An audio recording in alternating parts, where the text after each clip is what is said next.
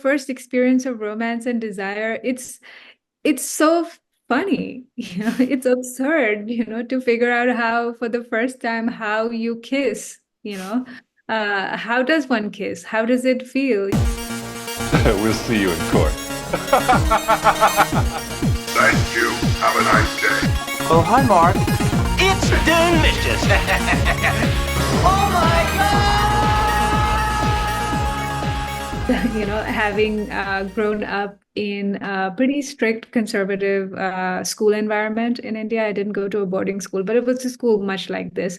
And every school I knew was like this, whether it was Catholic, Hindu, secular, boarding, non-boarding, where as soon as we became teenagers, the girls especially were really policed for any displays of desire, anything to do with our sexuality. If we had boyfriends, we hid it. We were reprimanded for our skirts being too short or our tops being too tight or bending over that desk in that way. And so much so that when I had a boyfriend in high school, not only did I not tell my parents and my teachers, I hid it from them, but I hid it from my best friend because I thought she might think I was loose, slutty, improper. And so as I was writing this, I felt a sadness for my teenage self, for not being able to have this closeness and intimacy with my best friend. And so I wanted to write a story about a young girl's sexual awakening and reflect all this environment that I grew up in. And yet at the same time in the storytelling, not to shame her for her sexuality and for her being a sexual being. So she really has sexual agency. She has fun with this exploration, and that was really important to me. It takes you back to being that age as well, those kind of awkward, embarrassing moments. So I think that is something that is universal and everyone can relate to. Everyone has been through that experience to some extent in terms of emotion. You really feel like you're going on that journey with the characters as well. Having the time of a feature to kind of explore these characters and this story, does that allow you to kind of get more into the emotion than, say, the shorts that you've been used to doing previously? Did you feel like you had a lot more time and agency to develop these characters? Yeah, 100%. Because in the time span of a feature, you can really believably have somebody like a teenage girl grow up in a little bit of a sense, or for her to come to view this boyfriend differently, to come to view her mom differently. And it's very hard to do in the time span of a short, but in a feature, you can really craft that development. And I think that was what was important to me. Like in some ways, like her growing up is coming to see her mother as a person, flawed, but like a person, not just a parent who's doing things to her. And it's such an essential part of growing up. But it takes time. And it probably took me until my 30s. But of course, in your cinema, you can make your characters wiser than you are in life. And so in some ways, it's like more accelerated than life, but more leisurely than a short.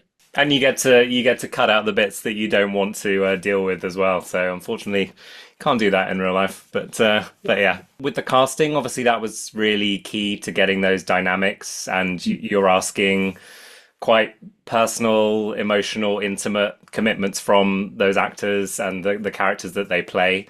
In terms of finding that right dynamic, how important was that for you? And how did you go about kind of finding the right people for these roles?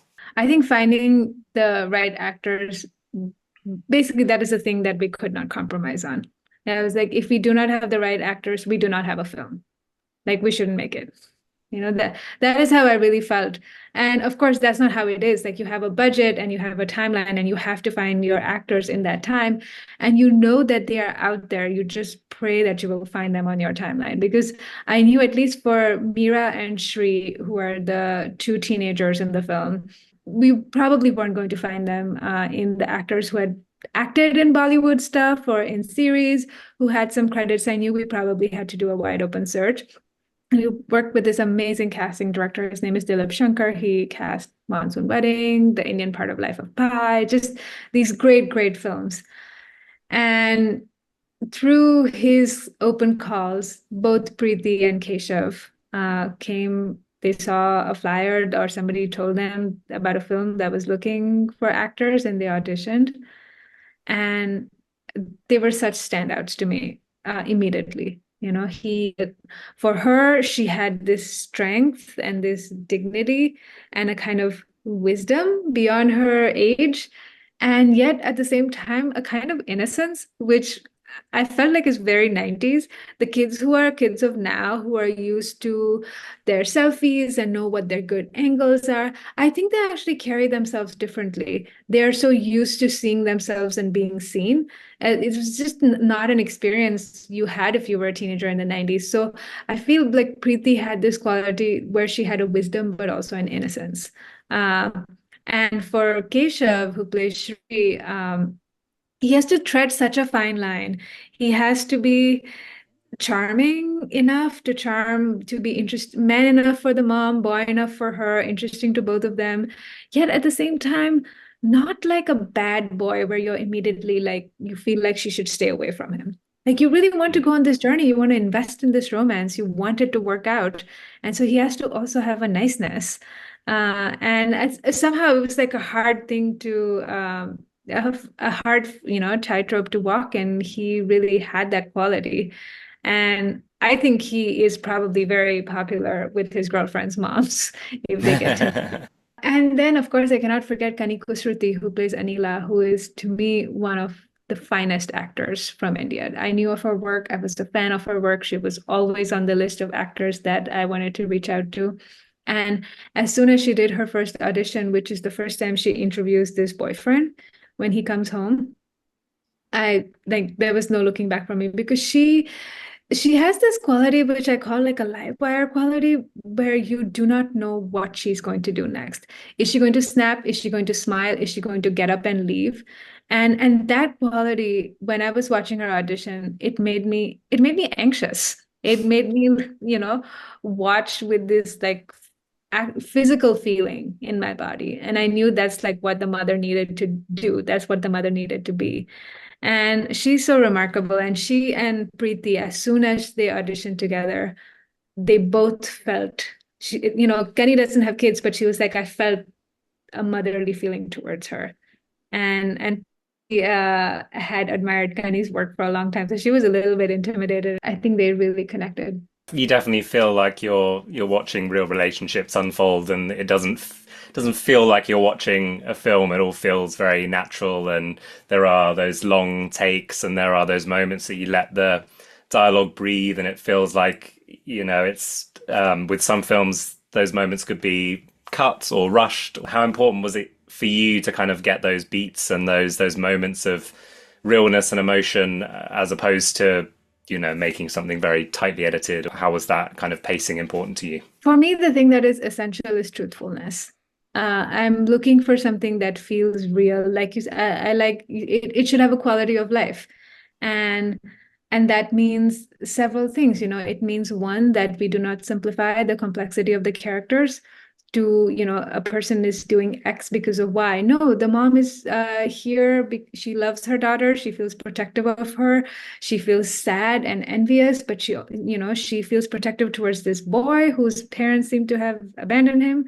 And she gets a little thrill from the attention he's giving her. And I'm not here to simplify any of those things, so I want all of those to live in the performance and in the moments. And then the other way I look for truthfulness is like when, the script I worked on for years. So each word was carefully, considered and put there.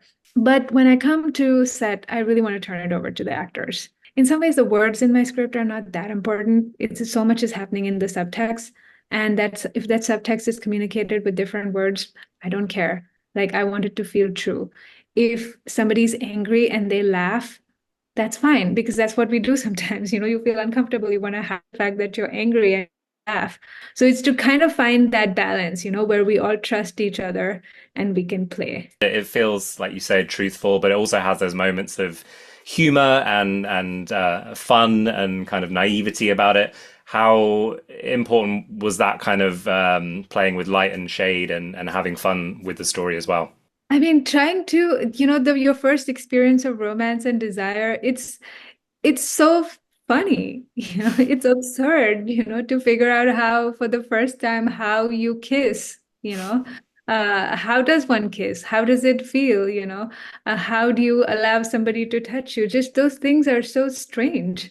And so for me, it was really important to mind the humor, but not by making it, not by a punchline or a gag, but really making it so truthful that from the audience, when the film plays in a theater and there's a large audience, there's always so much laughter.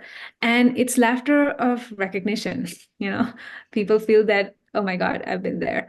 Or it's embarrassed laughter because there's this feeling like, oh God, I can't believe I'm seeing that. Like you're seeing such a personal moment, such a vulnerable moment that you almost feel like you shouldn't be seeing it. And I love that. That is a thing as a director that delights me. As an achievement, how does that make you feel? And also, how important is it for you to be able to tell these stories and for people to be able to experience them? What I want to do with my films is, I say that they're not message films. There's no clear thesis, but they're deeply political films. And what I want is for them to leave a kind of residue, to leave a kind of perfume, for it to take you on this journey, immerse you in the psyche of these characters, and feel as close to we can to a lived experience, and allow that to marinate and for you to reflect on what it might have been to be a young girl in such an environment. What might have meant to be a mom whose like dreams and desires and many life goals were thwarted. I feel really happy, and this is not to say that I think the film is perfect and everything turned out the way I wanted it to. But with this film, I really had the good fortune at every stage, whether it was writing, whether it was casting, whether it was shooting, to just try my very best and do everything, try every idea I had, and feel like I gave it everything I could in that moment, with the wisdom and skill I had in that moment. And there's a kind of satisfaction that comes from that. I did everything. And and then when when the film screens, I said at Sundance that all of those years of toil and all the people who worked on it, all of that is for this moment in the theater, where the lights go down and the room turns dark, and we turn the film over to the audience. It's really is like a gift. It's an offering, and I feel like I have some space from the creative process to be like, here, this is for you now. And if I don't often sit and watch now, but if I watch, I'm really watching the audience, not the film. And I love that because so far the audiences have been very kind.